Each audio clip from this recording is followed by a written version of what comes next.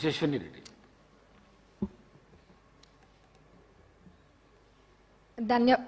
ధన్యవాదాలు అధ్యక్ష. మొదటిగా నాకు ఇక్కడ మాట్లాడడానికి అవకాశం ఇచ్చినందుకు మీకు, మరి నన్ను గెలిపించి శాసనసభకు పంపించినందుకు మా పాలకుర్తి ప్రజలందరికీ కూడా ధన్యవాదాలు అధ్యక్ష. గత 9 సంవత్సరాల నుంచి కూడా విద్యారంగం అనేది ఎంతో దారుణంగా తయారైంది అధ్యక్ష. అది నా పల్లబాట కార్యక్రమంలో ఊర్లన్నీ తిరుగుతుంటే ఆ స్కూల్స్ని చూస్తుంటే ఎంతో బాధేస్తుంది.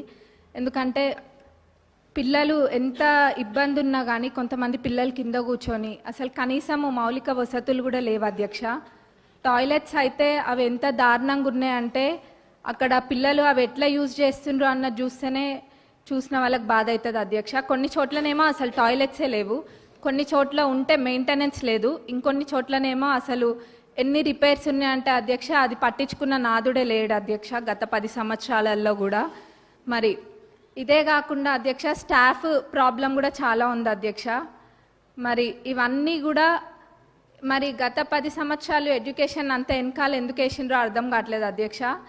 వేర్లు మంచిగా ఉంటేనే చెట్టు మంచిగా ఉంటుంది. మరి అసలు ఆ వేర్లే మంచిగా లేనప్పుడు మరి ఇంకా ఏమవుతారు, పిల్లల భవిష్యత్తు ఏం కావాలి అధ్యక్ష. మరి గవర్నమెంట్ స్కూల్స్ ఒకప్పుడు ఎంత మంచిగా ఉంటుండే అధ్యక్ష.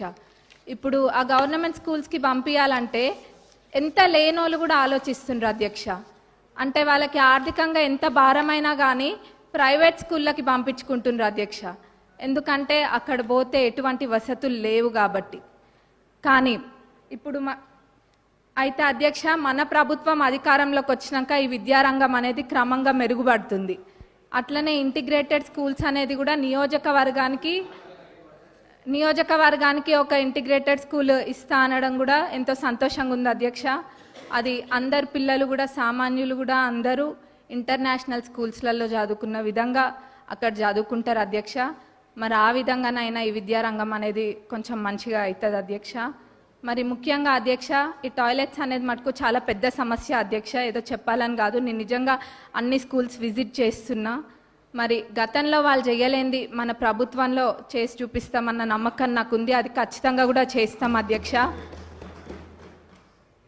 మరి అట్లనే బడ్జెట్కి వస్తే అధ్యక్ష, ఇప్పుడు ఈ సంవత్సరం బడ్జెట్లో ప్రాథమిక విద్యకు 17,931 కోట్లు, మరి ఉన్నత విద్యకు 2,859 crores అండ్ టెక్నికల్ ఎడ్యుకేషన్కి 490 crores చెప్పున మొత్తం ప్రభుత్వం కేటాయించింది అధ్యక్ష. మరి మొత్తం కలిపి చూస్తే 21,000 కోట్ల పైన అధ్యక్ష. మరి దీన్ని బట్టే తెలుస్తుంది మన ప్రభుత్వము ఈ శాఖకి ఎంత ప్రాధాన్యత ఇస్తుందనేది. ఎందుకంటే ఎవరైనా చదువుకుంటే చాలు, మన దగ్గర ఆస్తి ఉన్నా లేకపోయినా ఆ విద్య మనకు ఆస్తి అన్నది మన ప్రభుత్వం నమ్ముతుంది కాబట్టి ఈ విధంగా బడ్జెట్ పెట్టడం జరిగింది అధ్యక్ష. మరి నేను ఇందాక అన్న విధంగా వాళ్ళు చేయండి తప్పకుండా మన ప్రభుత్వం చేసి చూపిస్తుంది. మరి మా పాలకుర్తి నియోజకవర్గానికి వస్తే అధ్యక్ష, దేవాదుల కింద మాకు ప్యాకేజ్ 6 అని ఉంటుంది అధ్యక్ష. మరి అన్ని కంప్లీట్ అయినాయి కానీ అధ్యక్ష ఎందుకో మా ప్యాకేజ్ 6 మటుకు గత 10 సంవత్సరాలకు ఎంతో నిర్లక్ష్యానికి గురై ఉంది అధ్యక్ష. అది ఎంత పెద్ద ప్రాజెక్ట్ అంటే మొత్తము దానివల్ల 78,000 ఆయకట్టుకి నీరు వస్తాయి అధ్యక్ష. అయినా కానీ ఎంతో నిర్లక్ష్యం చేసిండ్రు అధ్యక్ష. మొత్తం కలిపి కూడా 30-35% పనులు కూడా పూర్తి కాలేదు అధ్యక్ష. రైతులు అంటే అంత చిన్న చూపా అధ్యక్ష. మనము ఇప్పుడు రైతుని రాజు చేసే ప్రభుత్వం మన ప్రభుత్వం అధ్యక్ష. కాబట్టి మన ప్రభుత్వంలో ఇది ఖచ్చితంగా చేయాలి అధ్యక్ష. మరి ఆ 30-35% కూడా కంప్లీట్ కాలేదు.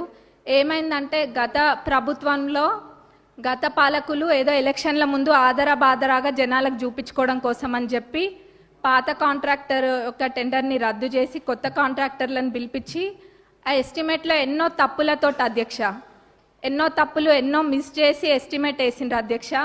మరి అప్పుడుతో పోలిస్తే జిఎస్టీ కూడా మరి 12% నుంచి ఇప్పుడు 18%కి పెరిగింది అధ్యక్ష.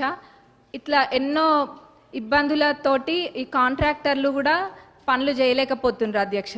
కాబట్టి ఈ పాత ఎస్టిమేట్ని కొంచెం సవరించి కొత్త ఎస్టిమేట్ తయారు చేసి అట్లనే పనులని ప్రారంభించాలని చెప్పి మీ ద్వారా గౌరవ గౌరవ ఇరిగేషన్ మినిస్టర్ గారిని మరి గౌరవ సీఎం గారిని కోరుతున్నాం అధ్యక్ష.